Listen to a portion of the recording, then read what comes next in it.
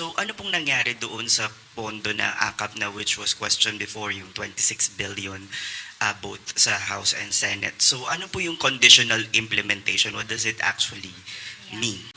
Yung AKA po, it's still there.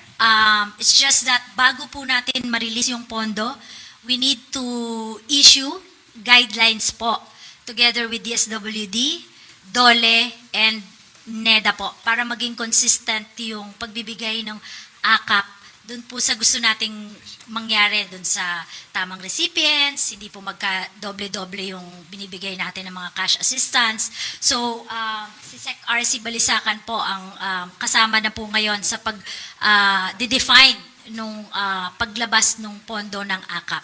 Wala naman po bang sumamang mga loob ng mga senador at kongresista na may mga project pong naapektuhan doon po sa pagbaba ng budget? Can I ask, sa final version, magkano na ho ang budget ng education versus public works? Kasi isa ho ito sa mga pinupunto na posibleng constitutional infirmity ng budget. Ang nasa, hindi po, but maybe Executive Secretary can further expound later. Ang nakalagay po is not the department, hindi naman po nakalagay doon na dapat Department of Education. It's the sector. So I have here po the top 10 na pagkakasunod-sunod po kung yung sa pinakamataas na budget. Dito po makikita natin na una ang education pa rin po. Hinahanap ko lang. It's 1.055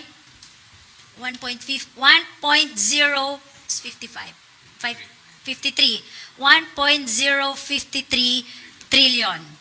Well, the DPWH po is 1.034 trillion po. Yan po. So, nauna na po ang education. Secretary, may we get the breakdown do sa education po?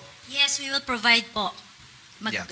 Bibigay po kami. So, anong nangyari po, Secretary, we had to, so yung mga veto under DPWH, kaya umangat po relatively yung education sector budget. Yes po, kasi nabawasan din po ng mga 26 billion yung DPWH budget. Right. Thank you. Tristan Nodalo, Newswatch Plus. Ay, hello, good morning po. Ma'am, you've mentioned yung conditional implementation of AKAP. So ano pong nangyari doon sa pondo na AKAP na which was questioned before, yung 26 billion both sa House and Senate? So ano po yung conditional implementation? What does it actually mean? Yung AKAP po, it's still there.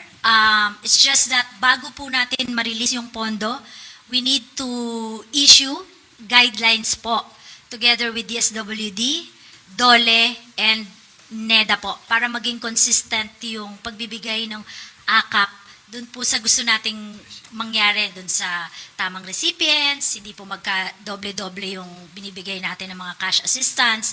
So, si Sec. RC Balisacan po ang kasama na po ngayon sa pag-define nung paglabas ng pondo ng AKAP.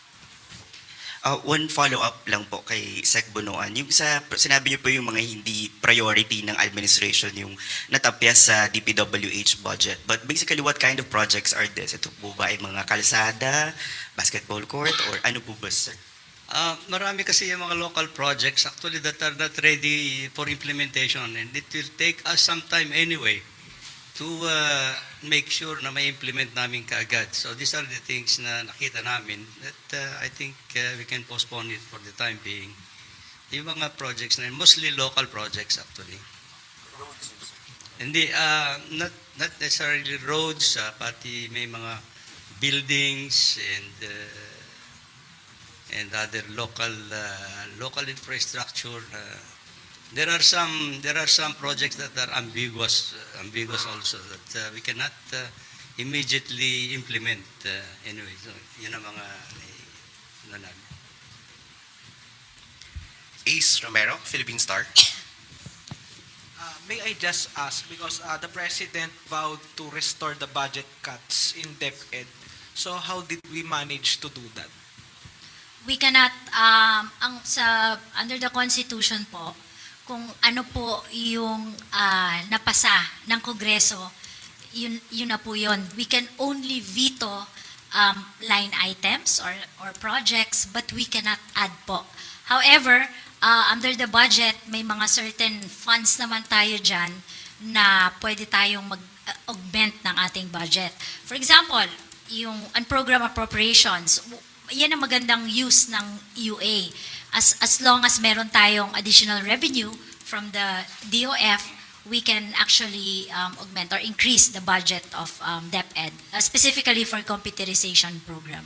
So, kasi hindi naman pwede mag-realign yung executive. So, Hindi pwede na- nating gawa ng parang that way. Hindi na po, Okay. opo. Sa execution na lang po tayo, doon na lang po natin hahabulin yung mga kulang sa DepEd. Kay Executive Secretary, given all these changes and measures implemented by the President, are you now confident that there will be no legal challenges to be triggered against the 2025 budget? We are, yes, to answer your question, we are confident, but we cannot prevent. If there will be challenges that will be mounted by any quarter, who might still find this present budget as approved, worthy of the challenge. But that is something that we cannot prevent. But I am confident that we worked very hard on this and that our efforts will be validated by any kind of lack of challenge. So we are not going to encourage the challenge. Salamat po. Jinky Baticados, IBC 13. Hi. Good morning, Secretaries. Let me just ask this po. Ano po yung pagkakaiba ng direct veto, conditional implementation, and general observation? Yes po. Okay. Ang direct veto po, sandali lang, meron tayong notes dito. Ang direct veto po is tatanggalin natin yung mga exact programs and projects na nasa budget. Delete, as in mawawala na po siya. Even the amount, wala na rin po yan. So, ibig sabihin po, yung 26 billion na natanggal sa DPWH, bababa po yung level ng budget natin ng by 26 billion pesos. Yun po ang ibig sabihin nun. So, yun po ang direct veto. Ang conditional implementation po is hindi po natin kaagad-agad maibibigay sa kanila yung mga pondo dahil kailangan maglabas pa po tayo ng guidelines at implementing rules bago natin mailabas yan ng mga implementing agencies. So, kailangan po nila yung gawin, like yung AKAP po, kailangan umupo po ang DSWD, DOLE, at saka NEDA for the guidelines and whatever safeguards na mabuo po nila, bibigay po sa atin bago po natin ma-release yung pondo ng AKAP. Yun po ang conditional. Ang general observation po is we would just like to ensure na pag in-implement nila yung mga proyekto, consistent yan sa kung ano ang batas, kung ano yung mga mandato ng mga ahensya, ganun po yun. So yun po yung tatlo. Last, Secretary. Tumaas po ng 373 billion ang unprogrammed appropriations. Paano tinitiyak ng pamahalaan na sumusunod ito sa mga probisyon ng konstitusyon na nagbabawal sa Kongreso na taasan ang mga appropriation na lampas sa orihinal na mungkahi ng Pangulo? Ang unprogrammed appropriations po kasi standby fund lang yan. Wala po yan katapat na revenue. Kanina po na-explain po ni Secretary Recto yan. So tuwing meron lang pong additional revenue tayong ma-realize from the Bureau of Treasury, doon lang po natin yan pwede i-release. Thank you, Secretary. Next question, Harley Valbuena, DZME. Hi, good morning. May we know po kung sino yung nag-allocate ng items sa DPWH and unprogrammed funds na binito ng Pangulo? Are they part po nung original version ng National Expenditure Program na sinabit natin sa Congress? Or initiative na po ng Congress mismo? Initiative na po, nakita na po namin siya sa BICAM report. Unfortunately po, hindi po namin alam kung kanino po yung mga yon. But it's a result of the bicameral conference committee. It's a collective decision of Congress.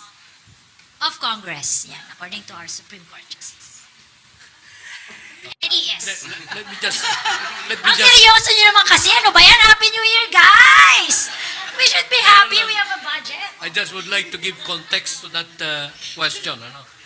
Yung proposal of the budget comes or emanates from the executive. That is through the NEP, yung National Expenditure Program. Once that NEP is submitted to the lower house, the lower house will now schedule the hearings on the NEP. When the lower house finally approves or adds or subtracts to the NEP, but must conform to the limitation in the Constitution that it should not increase the lump amount, the entire amount, then it becomes a GAB, General Appropriations Bill, and this is the one that will be transmitted to the Senate for its own study of the proposal, of the budget proposal. And when the Senate shall have been done with its duty, there will now be a bicameral conference committee that will tackle this. Now, I don't know if you can find in the records of the bicameral report or the bicameral report who proposed those increases, but that is to be respected because they are the Congress. They are the Congress. And the final product is, of course, this GAA. And the GAA was submitted to the executive as an enrolled bill, and once it is submitted to the executive as an enrolled bill, the executive can no longer change that. Congress can no longer change that. So that is now what the President reviewed. And the President was personal and direct about the review and called on members of the Cabinet to contribute to the effort of looking at the budget. Now, with or without the calls for review, the President and the Cabinet went to that task.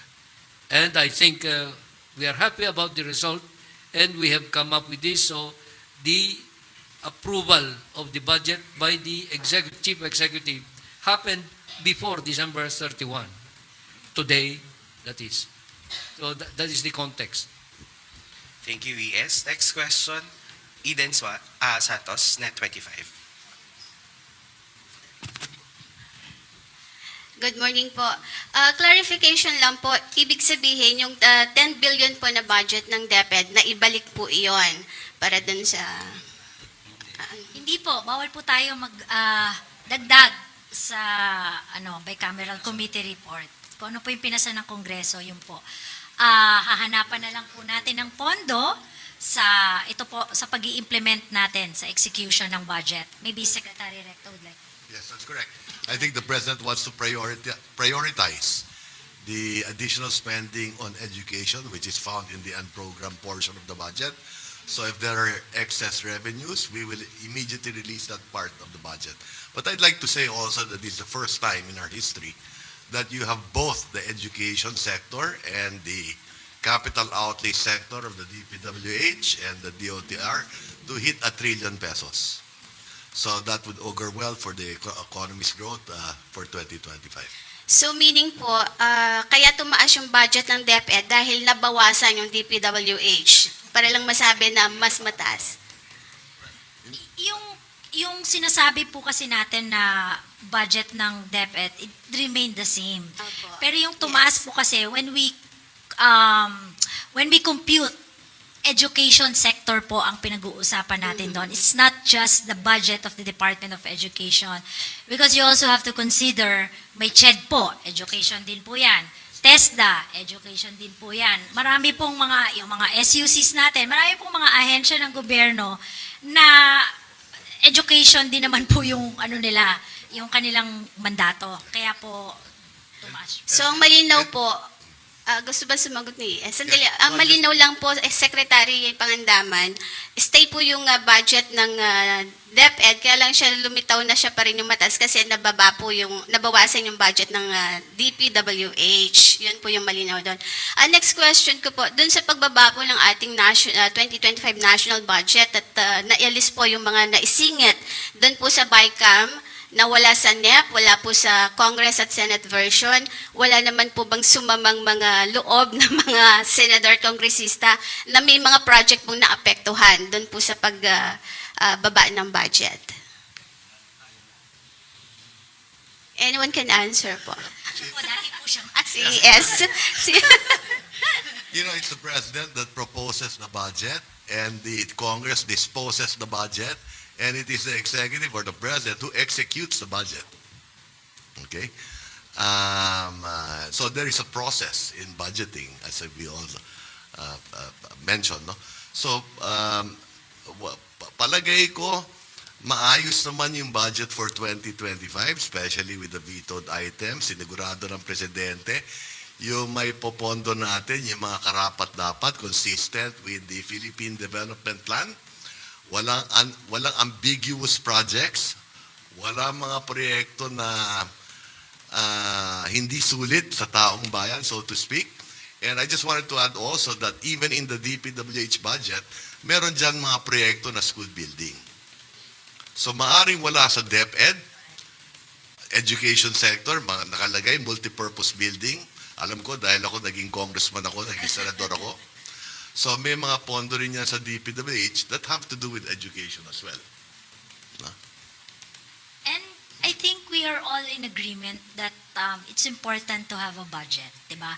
All of us, that's why we went through that process because lahat po tayo, gusto natin magkaroon tayo ng budget sa darating na taon. Ayaw po natin ng reenacted budget dahil gusto po natin tumaas ang ating ekonomiya. Hindi po tayo pwede bumalik dun sa level natin this year kasi bababa po. We all agree also that while the government expenditure is just 22% of the GDP, it also still contributes to our economy. So maybe actually I can ask RC to talk about ang implication po ng reenacted budget kasi I think importante po ngayon is that meron po tayong budget for 2025. Umani naman ito ng iba't ibang reaksyon mula sa ating mga netizens. Ayon kay Isis Sigo, we fully appreciated the current administrations for their transparency in dealing the matters on board and rightfully. Pahayag naman ni Janet Delgado, the most corrupt budget of the Philippines, dapat tanggalin na yan ang AKAP dyan. At ito naman ang saloobin mula sa ating kababayan na si Ellie Zerma, Congress is not allies of the President, Congress have brains enough to decide or not for the good of people or for themselves. Mga kababayan, feel free to comment below para maglabas ng saloobin sa balitang ito.